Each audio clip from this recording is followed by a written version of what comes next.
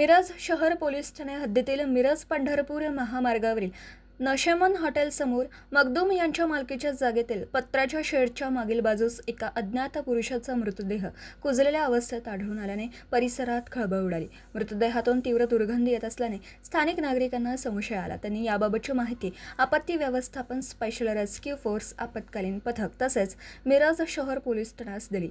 माहिती मिळताच पोलीस अधिकारी, अंमलदार आणि आपत्ती व्यवस्थापन स्पेशल रेस्क्यू फोर्स आपत्कालीन पथकाचे कर्मचारी घटनास्थळी दाखल झाले।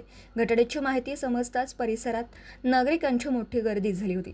घटनास्थळी पाहणी करून पंचनामा करण्यात आला। मृत व्यक्तीची अद्याप ओळख पटलेली नसून अंदाजे वय 30 ते 35 वर्ष असल्याचं सांगण्यात येत आहे। मृताच्या अंगावर लाल रंगाचा शर्ट फुलबाहेरचा आढळून आला। मृतदेहाची अवस्था कुजलेली असल्याने ओळख पटवण्याचे प्रयत्न सुरू आहेत। त्यानंतर मृतदेह पुढील तपासणी व शवविच्छेदनासाठी मिरज शासकीय रुग्णालयात पाठवण्यात आला।